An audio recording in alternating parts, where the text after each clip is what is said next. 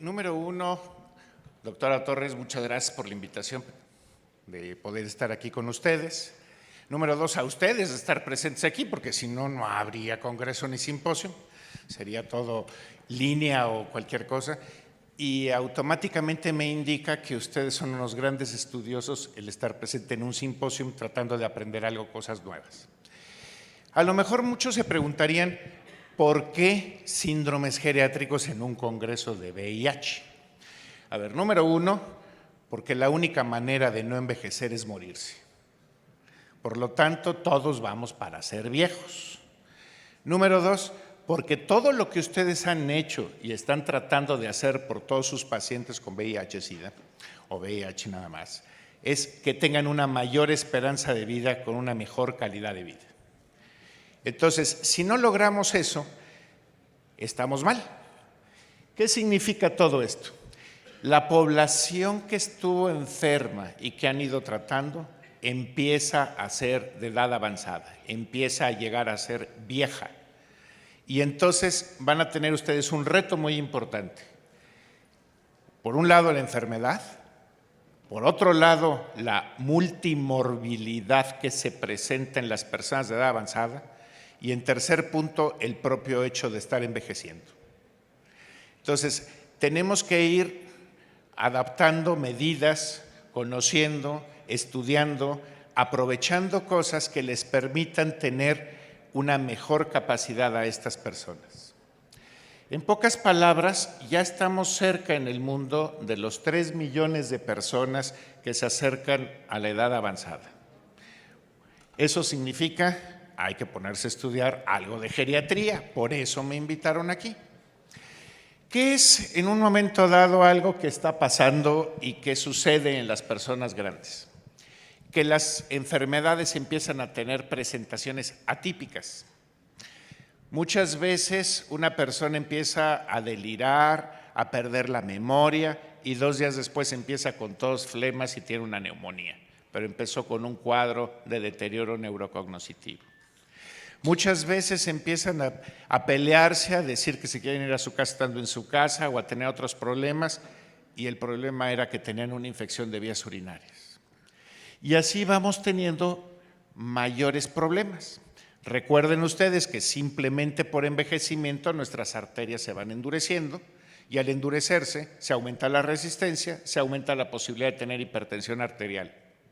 Más del 50% de las personas después de 50 años de edad son hipertensas. Y actualmente esa cifra se eleva de acuerdo a las últimas, el último consenso americano, en donde ya marca 130 milímetros de mercurio como sistólica, como límite antes de ser hipertensos, ya no los 140. Y abajo los 80 en lugar de los 90. Entonces, arriba de 130-80, de acuerdo al último consenso americano, es hipertensión. El consenso europeo dejó 140-90. Pero todo esto va de la mano con cambios sociales, cambios económicos. Dejan de trabajar, se jubilan, los amigos empiezan a ir, otros se quedan trabajando, otros se van muriendo y nos alejamos de ellos. ¿Cuántos de ustedes tienen amigos de esos que cuentan con los dedos de una mano y les sobran? No compañeros de trabajo con los cuales se van de parranda una noche o en un momento se toman el cafecito, platican, chismean, etcétera. Esos amigos de verdad son los que van a permanecer después y hay que tomar mucho en cuenta con eso. ¿Okay? Por lo tanto, se vuelven más frágiles, más vulnerables y la multimorbilidad los lleva a también múltiples medicamentos.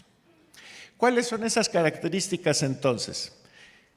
Muchos trastornos en la misma persona, pueden ser diabéticos, hipertensos, tener osteoartropatía degenerativa, cursar con gastritis, colitis, hipertrofia prostática, pueden tener un cistocele, pueden tener infecciones de vías urinarias, tienen micosis entre los dedos, empiezan a tener problemas de oído, tienen problemas de visión y no usan sus anteojos y aparte de todo tienen VIH, los pacientes que ustedes ven. Se sienten con la capacidad de poder atender a un paciente con todos esos problemas o vamos a tener que tener 15 especialistas, 15 medicamentos, 15 visiones diferentes, 15 interacciones medicamentosas. Entonces, lo que pretendemos es que vayan viendo que un síndrome es un conjunto de cosas que pueden tener muchas causas, pero que se pueden manejar de una misma manera de forma integral. Entonces, recuerden ustedes que todo lo que hagamos en las personas mayores aparte va a requerir más tiempo, no solamente de tratamiento, sino de recuperación como tal. Y eso hace también que al final de cuentas, que a ustedes les interesa mucho, es que las personas de edad avanzada van disminuyendo sus cuentas de CD8 y van disminuyendo las capacidades de defensa de infecciones secundarias. Por lo tanto, se van a encontrar con personas que van a hacer más infecciones de todo tipo, más frecuentemente, simplemente por ser de edad avanzada, aún teniendo los tratamientos retrovirales que ustedes puedan manejar. Entonces, ¿qué es el síndrome geriátrico? Es el conjunto de cuadros clínicos que se originan por cualquier serie de enfermedades con gran prevalencia en el adulto mayor, frecuentes y pueden o no pueden producir incapacidad funcional. Si a ustedes en un momento dado, ustedes me ven que yo traigo muletas, ¿cuántos de ustedes podrían ahorita hacer su vida normal con muletas, ir, venir, trabajar, ir, desayunar, etcétera? Hay que irse adaptando a la discapacidad o a la incapacidad funcional que uno va teniendo. Y eso lo tienen que ir previendo en las personas que ustedes ven para irles adaptando el medio ambiente para que puedan continuar siendo independientes. Hay 4 principales síndromes geriátricos que fueron descritos desde hace mucho tiempo, desde 89, los cuales son la inmovilidad, la inestabilidad con las caídas, la incontinencia y el deterioro intelectual.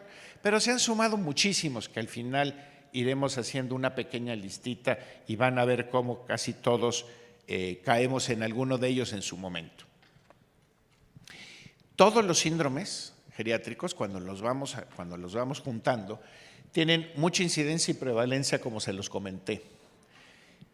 Es la presentación de diferentes patologías. Por ejemplo, ¿cuántos de ustedes, les hago la pregunta, han puesto la mano al subir en una escalera sobre el escalón porque si no se hubieran golpeado y no llegó a ser una caída, pero pusieron la mano?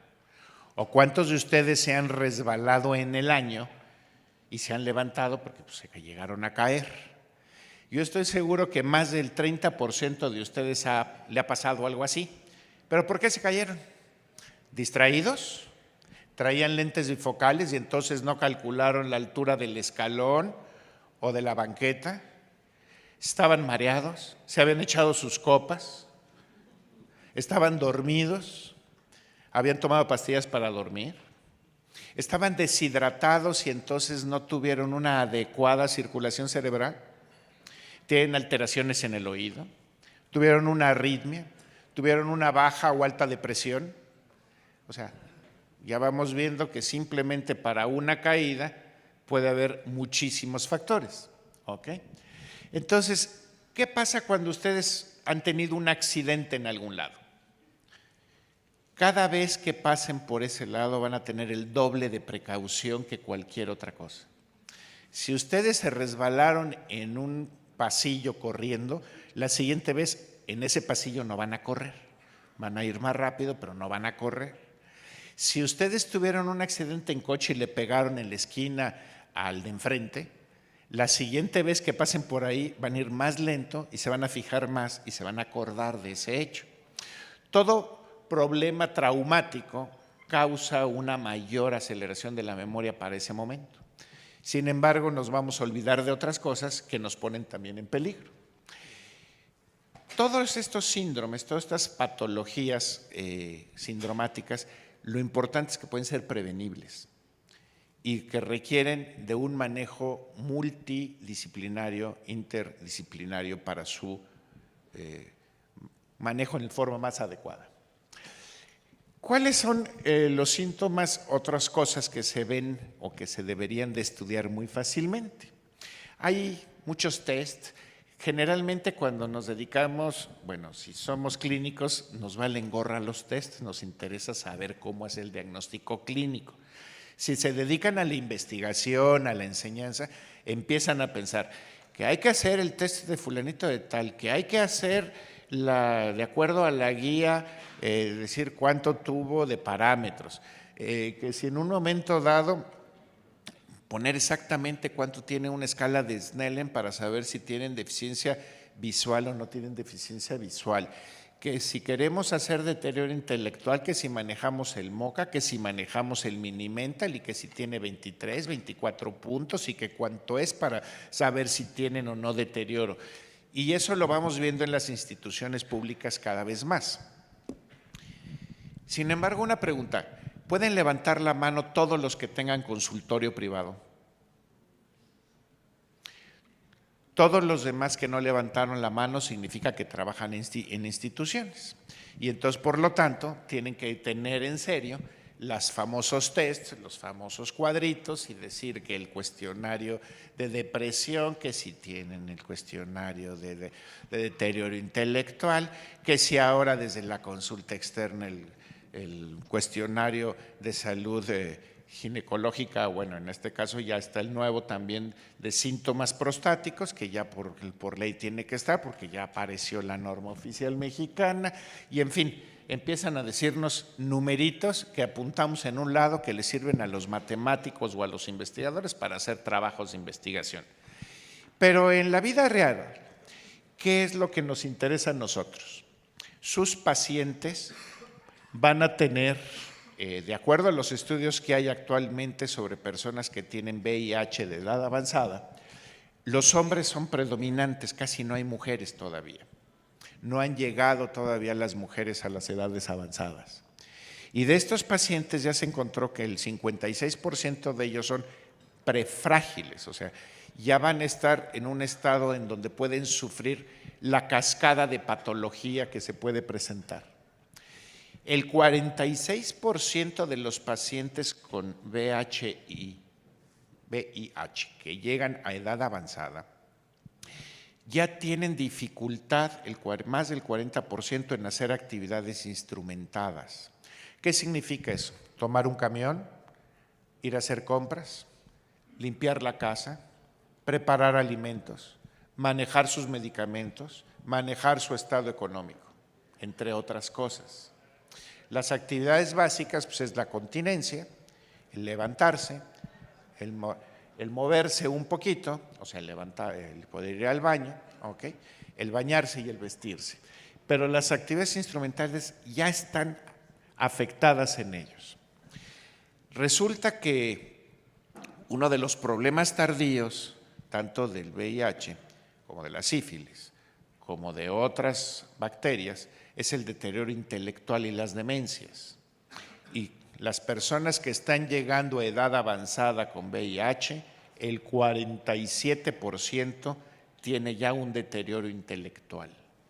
Si tienen un deterioro intelectual, va a significar que ya no se van a poder apoyar en ellos para llevar a cabo sus indicaciones, sino van a tener que tener un cuidador o una persona adjunta que los lleve a cabo, que los lleve de la mano para que puedan hacer todas sus actividades. ¿Ya lo contemplaron en sus pacientes? ¿Ya le están dando clases a los ayudantes, a los auxiliares, a los cuidadores primarios? ¿O se han estado olvidando de todos ellos también? La mitad de los pacientes requerirá de una persona que les ayude. No tienen que olvidar la salud mental y física de ese cuidador tampoco. Si no, van a fracasar con la mitad de los pacientes en lo que quieran y vamos a de repente tener una tasa de mortalidad altísima porque no pueden llevar a cabo ninguna de las actividades o toma de medicamentos adecuada que ustedes prescriben. El 30% de ellos se cae. Eso significa que ya tienen una sarcopenia, una disminución de masa, fuerza y función. ¿Cuántos de ustedes probablemente estén empezando a tener sarcopenia? Hay que recordar que casi el 40% de la población lo tiene. La disminución de la masa, de la fuerza o de la función. Si su pantorrilla mide menos de 31 centímetros, cuidado. Si ustedes no son capaces de caminar 6 metros en menos de 5 segundos, cuidado. Ya tienen sarcopenia y podrán tener muy probablemente caídas, inestabilidad y déficit de sus actividades diarias. Y una cuarta parte de las personas que llegan a edad avanzada con VIH-Sida tienen incontinencia, lo cual es similar a la población en general. Las mujeres sobre todo tienen el problema de que al toser, al hacer esfuerzos, después de tener una multiparidad, pueden tener pérdidas urinarias pequeñas. Y los hombres con el crecimiento prostático llegan a tener también goteos o dificultades para llegar. Pero ese es más o menos el mismo porcentaje, ese no me preocupa tanto, aunque lo nombra la literatura como tal. Entonces, si lo vemos, las personas con VIH y SIDA, de edad avanzada, frágiles, el 9%, alteraciones auditivas en el 14, casi 15%, la incapacidad o dificultad de movilidad en el 21%, las dificultades en las actividades de la vida diaria instrumentales en el 25%, incontinencia 25%, caídas 25%, en la visión 34% y si nos vamos a los prefrágiles 56%. O sea, tienen una cantidad de cosas que ir haciendo y pensando en todos sus pacientes que van a llegar de edad avanzada, impresionante. ¿Qué sucede con todo esto? Pues son mecanismos que se van entremezclando y que nos lo van produciendo. Pero vamos viendo uno por uno más o menos los 4 principales. La inmovilidad. O sea, cuando tienen la incapacidad involuntaria de trasladarse, de desplazarse a algún lado, y que puede ser por aspectos físicos, funcionales o psicosociales. Digo, porque ustedes no pueden pasar a las cajas de seguridad de los bancos fácilmente, ¿no? O sea, si no tienen y pasan el filtro y firman, pues no pasan. Si ustedes no están inscritos en algún club, pues tampoco pueden pasar. Entonces, aunque quisieran libertad para pasar, hay aspectos sociales que nos limitan o limitaciones para desplazarse, pero estamos hablando en la vida diaria, ¿ok? Normalmente esto afecta al 20% de las personas mayores de 65 años. Esto se recorre hacia los 55 y 60 en las personas con VIH, ¿ok? Conforme avancen, el 50% de las personas a los 75 años de edad ya tiene alguna dificultad para ir de un lado a otro, ¿ok? Y el 20% ya a los 80 años no sale de la casa, tienen que llevarlo. ¿Okay? Ustedes a lo mejor lo ven con sus abuelitos. ¿A cuántos dejan salir a la calle ustedes sin que vayan acompañados? ¿Ustedes dejan irse a su mamá al Zócalo a festejar el 16 de septiembre solita? Bueno, ¿por qué no? Dejen que se vaya a echar su Viva México, que le grite porras al presidente, que vea los fuegos artificiales, que se mezcle con la gente. ¿Por qué no lo pueden hacer? ¿Les da miedo? ¿Les permitirían ir y venir simplemente por ser una persona de edad avanzada? ¿Eso significaría que van a dejar ustedes de hacer lo mismo con ustedes mismos? ¿Ustedes van a permitir que sus hijos les digan qué, cómo, cuándo y a qué horas? Desde darse un besito, tener su relación, tomarse su copa, echarse su platicadita. O sea, ya no lo pueden hacer porque los hijos dicen no puedes salir solo, entonces los confinamos más a las casas, ¿no? Entonces estamos procurando la inmovilidad social, la soledad, la falta de fuerza, la falta de ejercicio y todas las alteraciones que vienen de esto. Pero lo vemos muy bonito hacia los demás, pero no lo practicamos en las casas. ¿Cuántos de ustedes a sus abuelos, a los 80 años, los dejan que se vayan solos a ver un partido de fútbol? Ya no fui al Zócalo, ya fue al fútbol. Ni uno, prefieren acompañarlos. ¿Los van a dejar ir de compras? Los quieren acompañar para que se compren lo que uno quiere, no lo que ellos desean. ¿Sí? A ver, ¿alguna vez les ha pasado en su consulta que vean a una señora de 80 años de edad con una tanga? Pues a mí sí me ha pasado. ¿Ok? O sea, ¿qué significa eso? Que su sexualidad la sigue teniendo y se las impedimos muchas veces. Y eso forma parte también de lo que puede originar la inmovilidad. ¿Ok? ¿Ya? Entonces, la inmovilidad tiene muchísimas causas, ¿de acuerdo? Las más frecuentes, las osteomusculares. Sus rodillas, sus caderas, su espalda les van doliendo, se van deformando, tuvieron sobrepeso, corrieron demasiado, no se movieron, no tuvieron fuerza, todo eso lo puede originar. Las artrosis y artritis son muy, muy frecuentes. ¿Cuántos se cuidan los pies de ustedes? ¿Cuántos de ustedes se secan realmente entre los dedos de los pies todos los días a la hora de bañarse? ¿Cuántos de ustedes se quitan la cutícula para que no se les entierren las uñas en los dedos de los pies? O sea, si nada más veo levantar 2 o 3 manitas y todos los demás, nada. O sea que bien, gracias, así como se seca por arriba, por abajo y quién sabe lo que pasó en medio. Luego por eso huele. ¿Ok?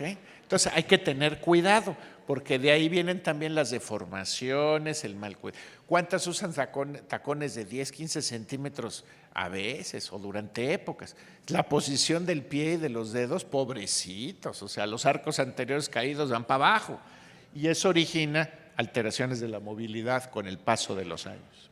Entonces todo es bueno, pero todo en moderación. O sea, está bien echarse su copa, pero la botella la invitan, por favor. En lo que es a nivel cardiovascular, cuando hay insuficiencias cardíacas no se pueden mover fácilmente. Si hubo un accidente vascular cerebral, tampoco pueden moverse fácilmente. Cuando la persona tiene Parkinson, tiene demencia, tampoco puede moverse y como decían antes, la depresión prefieren quedarse muchas veces quietecitos, solitos, a seguirle dando y rumiando sus problemas en lugar de enfrentarse a la vida. Los fármacos, ¿cuántos de ustedes prescriben, no sé, Tafil, Ativan, Dormicum, Lexotan, Clonazepam, Ribotril, etcétera, pues que para que duerman mejor? Cuando se supone que no se deben de usar más de 15 días o un mes.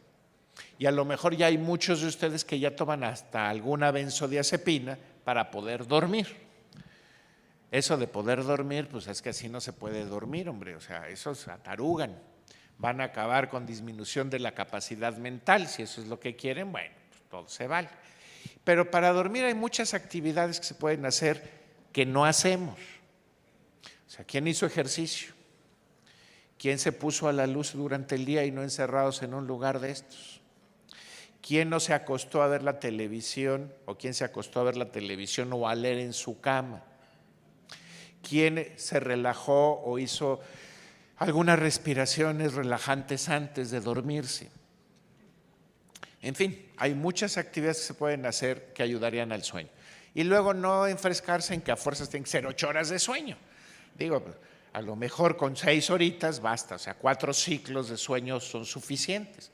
Nada más que hay que saberlos dormir en forma completa.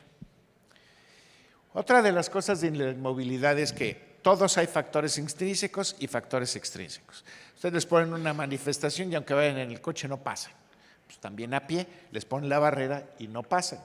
Entonces, ¿cómo están las barreras dentro de su domicilio para poder ir y venir? ¿Son de los acumuladores y entonces andan dando de vueltas entre muebles y cositas de la casa o son libres los espacios para circular?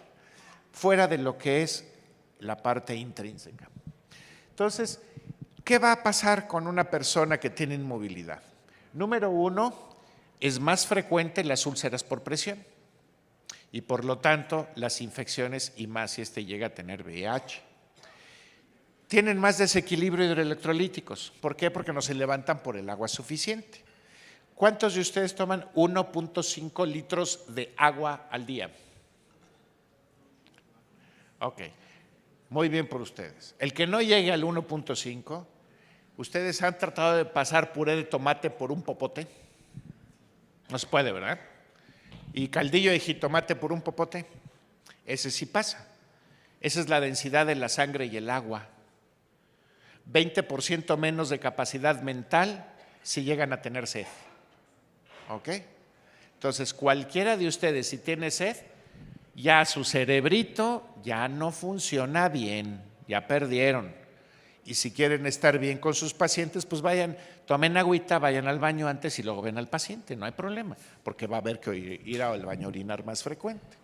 Pero se van a quitar los desequilibrios, se van a mejorar las trombosis, va a mejorar la oxigenación cerebral y va a tener una mejor movilidad por tomar agua. Pero si están inmóviles, ya no van a poder ir por su vaso de agua y entonces van a tener mayores problemas y entonces van a caerse más y van a tener más infecciones respiratorias porque sus flemas no van a ser tan líquidas y no van a poder salir y una pequeña gripita se convierte en una neumonía y más en aquellos pacientes que tengan VIH. El estreñimiento es causa de la inmovilidad. La osteoporosis, causa de la inmovilidad y por lo tanto entonces fracturas y mayor inmovilidad por ellas. Acaban con dependencia y en las instituciones. Entonces la inmovilidad hay que quitarla. Y esto va asociado a todas las caídas que se pueden llegar a presentar en las personas de edad avanzada fácilmente. Las caídas, adicionalmente a esa pérdida de masa muscular, de capacidad neuromuscular y a lo mejor hasta de las artritis, tienen ustedes todos los medicamentos que les damos. Entonces, pueden ser desde diuréticos, beta bloqueadores, calcio antagonistas, ansiolíticos, hipnóticos, etcétera. Son muy frecuentes las causas de caídas. Entonces, tenemos nosotros que pensar cuáles son las consecuencias inmediatas y las consecuencias tardías de las caídas. En primer lugar, más miedo a caerse, por lo tanto, menos movilidad. En segundo lugar, el mismo golpe, el dolor que puede producir o la fractura que se originó. La limitación funcional que podemos tener y el miedo a volver a pasar por el mismo lugar en el que estábamos. ¿Qué es lo que hay que hacer? Checar cómo está nuestro vestido, cómo está nuestro calzado. ¿Cuántas de las mujeres muchas veces usan pantalones que van rozando con el talón, que uno no sabe si cuando lo pisen se les cae el pantalón y chiflamos o se caen? Sí. Eso es uno de ellos. Las alteraciones del entorno. Hay luz, hay barandales, los pisos son muy resbalosos, pero son fáciles de limpiar o no. Y entonces tenemos que checar la dieta, tenemos que checar cómo están muchas cosas. Y tener mucho cuidado con el tipo de anteojos que usen. Los anteojos bifocales no son para la calle. Conforme avanza la edad, la rapidez con la cual se voltea a ver al piso para ver con la parte superior de los lentes y calcular la altura de los escalones, se pierde. Y entonces la altura de los escalones, banquetas, raíces de los árboles en las banquetas, etcétera, no se va a calcular y se van a empezar a tropezar con ellos por lentes bifocales. Entonces, traten de no usarlos cuando ya lleguen a una edad y ustedes vean que empezaron a tocar con la punta del pie el escalón, dejen los lentes bifocales de plano, ¿ok? La caída es la siguiente vez. Los oftalmólogos dicen que ya pueden poner los multifocales y todo muy bien. Tienen que bajar la cabeza para ver el piso y esa rapidez se pierde con la edad. Cuidado con esa parte. Otra de las cosas que les importan a muchos es la incontinencia. Y la incontinencia urinaria es un grave problema. ¿Okay? Simplemente en las mujeres de edad avanzada, a lo mejor sus mamás o sus abuelas se quejan de que se les sale un poquito, de que tienen que usar protectores y cada vez cuando menos es más frecuente que se pongan en las farmacias, en los súperes, ya los pañales, los Tena, etcétera, para que la gente pueda utilizarlos fácilmente. Y hay protectores para los hombres. Antes no salían, se quedaban encerradas, olían mal, llega uno a la casa y huele a orina en los muebles. Entonces todo eso interfiere con la socialización, favorece infecciones de la piel y probablemente las causas de esa incontinencia, las infecciones urinarias también. Eso es la importancia de la incontinencia. Podemos dividirla en dos partes dependiendo si lleva más de 4 semanas o no, en las agudas o en las crónicas. Las lesiones medulares que se pueden presentar, los problemas de piso pélvico o las alteraciones vesicales pueden ser unas de las causas. Sin embargo, en el medio ambiente también hay problemas muy importantes. ¿Qué pasaría si ahorita nos cerraran las puertas y no los dejaran salir durante 5 horas más? ¿Ok? ¿Cuántos de ustedes empezarían a cruzar las piernas y a decir, aguántate, aguántate, porque ya quiero ir al baño? Y algunos dirían, no, pues mejor pues ni modo, me dejaron encerrado. Eso les pasa a muchos pacientes. Si un paciente llega y se cae, o sea, se tomó su café, su juguito, se subió al camión, llegó, iba a entrar a su oficina, se resbala, se cae y normalmente él siempre iba al baño al llegar a trabajar. Entonces se cae, lo suben a la ambulancia, lo ponen en una camilla, lo llevan a rayos X y hay que esperar un ratito. Y ahí se les olvidó 2 horas. ¿Qué creen que pase con ese paciente en ese momento? Pues lo más probable es que se haya orinado. Es incontinente. Entonces, es incontinente porque pues no llegó al baño, pues estaba lastimado. Entonces, hay momentos en que el medio ambiente o el hecho de que el baño esté cerrado o que no funcione o que estemos en el campo o en cualquier lado o detrás del arbolito o aparece la incontinencia. Entonces, el medio ambiente tiene mucho que ver. Hay que considerar si esta es de tipo funcional, si es total, si es mixta, si es por esfuerzo, si es por urgencia, porque hay algunos que le dicen baño, ven el baño y córrele porque si no se le sale. Otros que dicen, ay, me dieron ganas, al ratito voy. Segunda llamada, ay, ahora sí ya me tengo que levantar al baño. Tercera llamada, ya empiezan a gotear. Entonces también tiene que ver la previsión del tiempo y la capacidad que tenga para levantarme y poder ir al baño. Y eso tenemos que preverlo en las personas de edad avanzada. Las consecuencias son muy fáciles, es las úlceras, las infecciones, como habíamos dicho, la depresión como está dentro de ellas, se aíslan las personas y entran en soledad. Entonces, esto sucede en el 25% de las personas de edad avanzada y en el 25% que son más jóvenes que tengan VIH y SIDA. Y el manejo puede ser muy fácil, desde horarios para ir al baño, fijar cada 2 horas, tener una buena iluminación, no tener obstáculos para poder llegar al baño, evitar demasiados hipnóticos para que en la noche no tengan que usar pañales y los fármacos que se pueden manejar ya sea para un crecimiento prostático o para un cistocele. Algo que nos pasa a todos y que nos va a pasar con el paso del tiempo. Ya tenemos ciertos grados de deterioro neurocognitivo. Se los voy a poner de esta manera. ¿Quién se acuerda del ciclo de Krebs?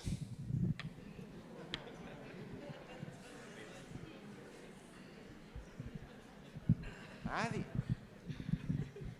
Bueno, lo aprendieron de memoria, se los manejaron, sabían todo lo que había que hacer, ya no se acuerdan. ¿Ok? Entonces, no necesitamos ser unas personas de edad avanzada y con demencia para tener deterioro neurocognitivo. El deterioro neurocognitivo mayor es el término que actualmente se utiliza en el DSM-6 para decir lo que antes eran las demencias. ¿Ok? Las demencias, recuerden ustedes que a grosso modo es la disminución de la memoria con alteración en alguna de las actividades práxicas o de las alteraciones gnósicas, perdón, de las alteraciones de poder decir, reconocer las cosas, práxicas, bueno, eso ya lo dije. Entonces, lo que necesitamos del deterioro neurocognitivo que entiendan es que ya no se deben de llamar demencias, ya el término demencia senil ya no existe para que vayan entendiendo. Como les dije, a todos se nos olvida un poquito las cosas, algunas cosas más, otras cosas menos, dependiendo de si estaban interesados, si estaban con un ánimo adecuado y si tenían una expectativa de utilización de la misma información. Por ejemplo, así como les dije del ciclo de Krebs, fíjense en esta pregunta. Las mujeres generalmente sí se acuerdan del primer beso en la boca de amor, con quién y dónde fue. ¿Ok? Pónganse a pensarlo. O sea, el que de verdad fue así de clinch. ¿Sí? ¿Los hombres se acuerdan con quién? ¿Sí? Memoria selectiva. Eso también existe. ¿De acuerdo? Entonces, no solamente la pérdida de la memoria ligera puede ser una demencia, tiene que haber muchas más cosas, ¿de acuerdo? Cuando hay una alteración realmente del deterioro neurocognitivo, va a haber cambios de la personalidad, empieza a haber trastornos del comportamiento, se vuelven agresivos, agitados, nerviosos, y en general, salvo las demencias vasculares que son por múltiples infartos al mismo tiempo, que puede ser una fibrilación auricular con muchas embolias cerebrales. Entonces, pero causa otras alteraciones. Normalmente el comienzo es gradual. ¿Okay? Si es agudo, tiene que haber una interferencia con la función, por eso son las embolias y los infartitos cerebrales. Pero todo esto puede llegarnos a alterar fácilmente nuestras labores sociales, nuestra labor familiar, nuestra labor simplemente de autocuidado. Y si una persona pierde la capacidad mental, a lo mejor se va a poner los calzones tipo Superman arriba de los pantalones. ¿Okay? O sea, Superman, el hombre de acero, ya tenía un deterioro intelectual. ¿De acuerdo? Muy fuerte, muy ávido, podía volar, pero se le olvidaba, los calzones van abajo de los pantalones. ¿Ok? Entonces, las demencias las podemos, esos deterioros neurocognitivos mayores, las dividimos en tres grandes grupos: las degenerativas, las vasculares y las mixtas. Dentro de las degenerativas, las más frecuentes es el Alzheimer, pero está el PIC, está la asociada a Parkinson, está la de cuerpos de Lewis, que pueden originar también aspectos degenerativos en otras zonas cerebrales y dar diferentes manifestaciones. Los trastornos metabólicos pueden favorecer las alteraciones o trastornos neurocognitivos agudos. O sea, pónganle una hiponatremia a alguien de unos 120 y a ver qué pasa con él, a ver si puede manejarse adecuadamente. Las infecciones, como les recordaba, el VIH es una de las principales causas de deterioro neurocognitivo con el paso del tiempo. Pero está la sífilis, está la borrelia y está la clamidia. De todos los que habían mencionado antes, aquí mencionaron la sífilis, el VIH y la clamidia. Pero se los olvidó la borrelia. La borrelia es el piquete de garrapata. O sea, todos los que han andado en campo y alguna vez les ha picado una garrapata pueden tener borrelia crónica y pueden llegar a tener una demencia por infecciones. Y otros cuando se golpean la cabeza y tienen hematoma o tienen una hidrocefalia normotensa o tienen enfermedades vasculares en el cerebro, ¿no? ¿Cuáles serían los signos de alerta para que ustedes los entendieran? ¿Se acuerdan de qué hicieron ayer al mediodía? Más bien, ¿qué comieron ayer al mediodía? Espero que sí, si no, abusados. Hay que empezar a hacer lista y repetir y fijarse qué están haciendo. ¿Saben exactamente, bueno, a ver, no sé si se acuerdan, la fecha exacta de hoy? Sábado 10 de noviembre de 2018, otoño. ¿Qué hicieron hace un año? No, tanto tampoco, no se preocupen. ¿Okay? ¿Qué tanto se enojan, disfrutan o acaban de reírse, mejor a lo loco para decir, jaja, no entendí nada? Forma parte de los síntomas de deterioro neurocognitivo. Cuando no encuentran algunas palabras para poderse referir a decir, híjole, mire, esa botella que parece de color, que tiene algo como medio rosa o anaranjado, ¿me puede dar, por favor? En lugar de decir, ¿me dan agua? Empiezan a decir todo lo de alrededor antes de llegar a decir la botella de agua. Y la dificultad con lo abstracto. Simple y sencillamente dentro de los test hay uno de esos, ¿no? O sea, ¿cuántos de ustedes pueden hacer las restas rápida mental? 5 restas. Chéquenlo ustedes mentalmente. 100 menos 7. Menos 7. Menos 7. Menos 7. Menos 7. ¿Quiénes llegaron a 65? ¿Qué pasó? 5. No. O sea, Simple y sencillamente 5 por 135 menos 100 son 65. O sea, pudieron haber hecho el 93, después irse ¿a cuál? Al 86, al 79, al 72 y al 65. ¿Okay? Pero el hecho de hacer cálculos rápidos, ya van perdiéndolo.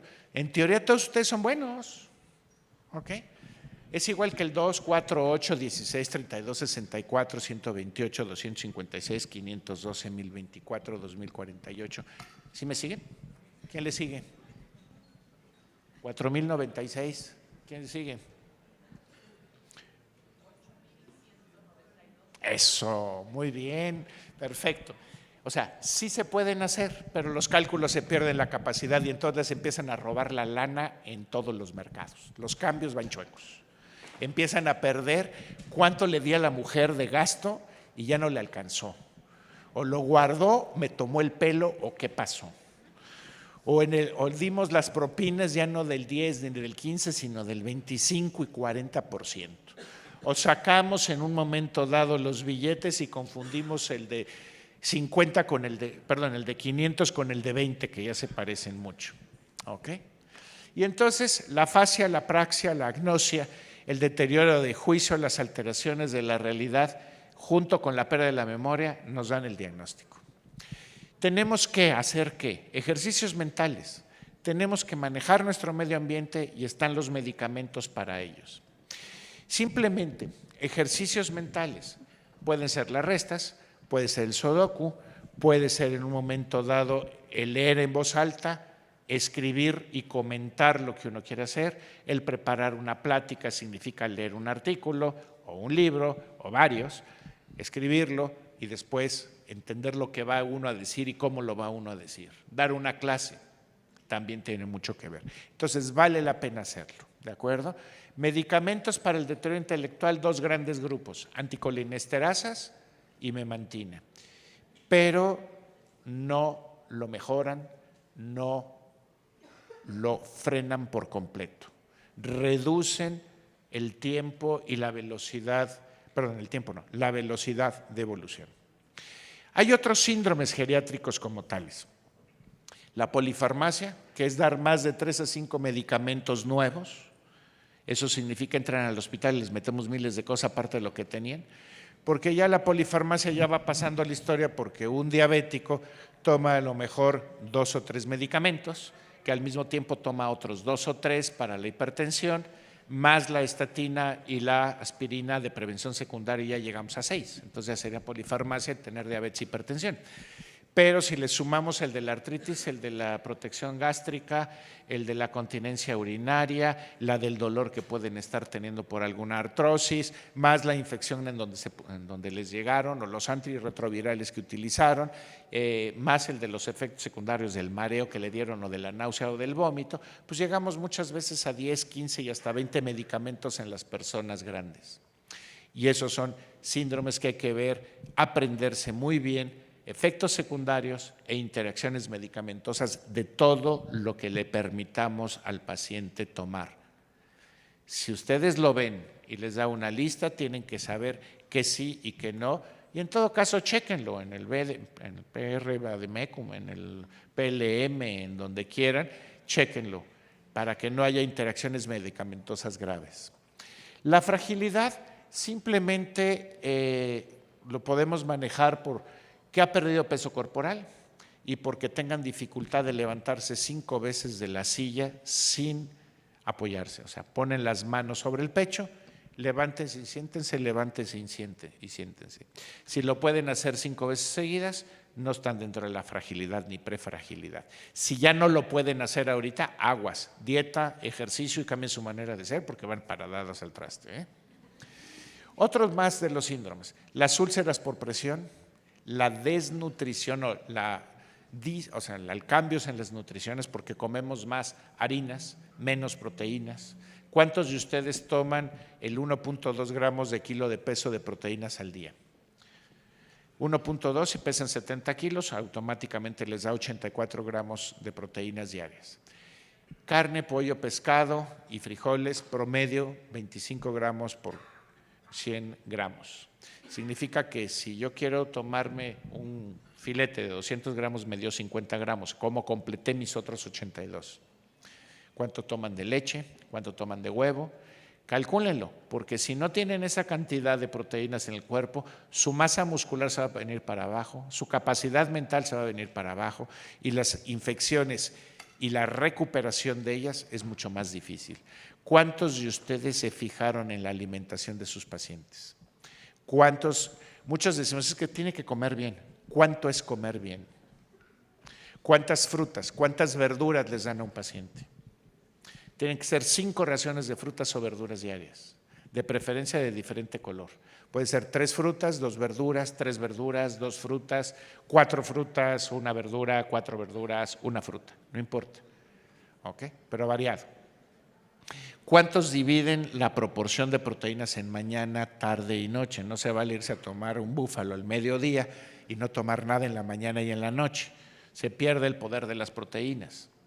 Para que las proteínas sirvan para la fase muscular, necesitan tomarse 1 hora antes o 2 horas después del ejercicio. Si no, se van a otras funciones, a membranas celulares, a albúmina, etcétera. Pero para masa muscular, si los quieren mover, 1 hora antes, 2 horas después. ¿Okay? Y no hablemos de la depresión, que hace rato nos decían que pues aquí hay 10% de deprimidos. Espero que se relajen, echen una sonrisita, se echen una cana al aire, como dicen los viejitos a veces en las fiestas, se olviden de lo que les causa la depresión un momentito, saquen una sonrisa al de junto y le den un abrazo. ¿Ok? ¿Esto qué significa? Que todas las personas que ustedes van logrando el éxito terapéutico en su control van a llegar a viejos. Si ustedes lo están logrando, tienen que aprender a tratar ahora a viejos con SIDA. ¿Ok? Eso significa conocer muy bien muchas cosas, pero lo poco que manejen o mucho de medicamentos es todo lo que le permitan al paciente, conózcanlo muy bien. Favorezcan una integralidad. Eso significa a lo mejor el psicólogo, a lo mejor el nutriólogo y, como les decía antes, el cuidador primario. No se empiecen a olvidar de que alguien va a tener que estar ayudándolos a cuidar. ¿Ok? Y esto solamente es una pequeña parte de lo que se podría hablar de la geriatría y que espero que cuando menos les deje el gusanito de que tienen que atender en forma global, que tienen que empezar a pensar en ese cuidador primario y que tiene mucho que ver el hecho de que puedan pensar, el hecho de que puedan moverse y el hecho de ser personas que están en una relación social. Traten de ser felices, que una de las causas de un envejecimiento inactivo o no saludable es no ser feliz. Una sonrisa, unos buenos días y que la pasen muy bien. Gracias.